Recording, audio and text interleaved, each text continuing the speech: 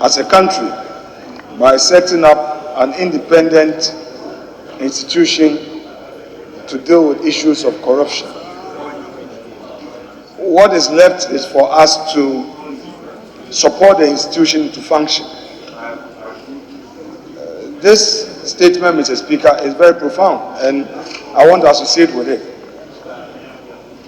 Oftentimes we politicize such institutions, and eventually we make their work lame, and we don't get the desired results. I think that the 149 million allocated to this institution, though may not be sufficient, but it is an effort made by government, which is a higher amount as compared to previous. Many other institutions, departments and agencies are not getting this amount. Perhaps they will see it as an envious amount that has been allocated to this institution. For me, as a country, we should focus on dealing with issues of impunity all across the country. Mr. Speaker, we come here pretend all is well, but all is not well. And the so-called corruption is not limited to the so-called political class. The perception about corruption limited to the political class is what is really destroying the country. So, but we as a political class must rise up and get our people to appreciate the work we do and appreciate the need to hold high certain virtues so that things do not go bad for us to take responsibility. Everything in this country has become partisan and political.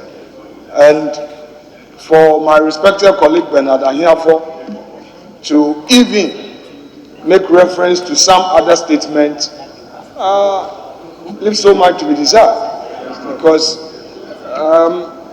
instead of focusing on the institution, we would want to run to town because of so-called partisan gains. These are not right. We should support the Special Prosecutor. This is the first time a government has boldly walked a political talk from the manifesto into bringing an enactment to give it the life that it needs. Let's encourage the Special Prosecutor to do its work. And Mr. Speaker, as a practitioner in our court, I know that sometimes these law enforcement agencies get frustrated, but that is it. That is the law. I would want to encourage the Special Prosecutor never to give up. Mr. Speaker, only yesterday he was a practitioner, and as a defense counsel, he knows how he did his work to have his way for his client. So if today he is holding the other side of the stick, be it strong or weak, you should know that these are the things that go with it. I would want to encourage the office. I don't want to personalize it that it is Mr. Kisi Ejabi. It is the office. Rather, the office should strengthen itself with the limited resources that it gets, move through the court system, get the court to appreciate its work. If you lose at the High Court, you move into the Court of Appeal. You lose there, you go to the Supreme Court. Because, Mr. Speaker, without the court system helping the Special Prosecutor, the Special Prosecutor cannot achieve anything.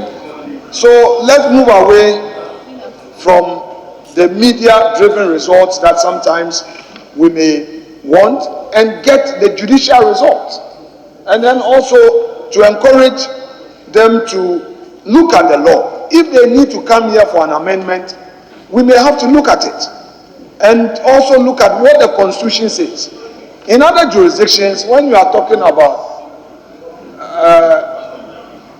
acquired wealth, the burden may be on you to explain how you acquired it because it is not commensurate with your known source of income. Our Constitution doesn't say so. Our Constitution provides an adversarial system where the person alleging must prove that indeed this was gotten through some criminal or illegal way. So, Mr. Speaker, that balance must not be lost on us, so that as a country we will know where we are moving towards. If we want to amend our constitution, we should be bold about it and say that we are amending it, and then the law would also impose a burden on you to prove that indeed you acquired it legally or illegally.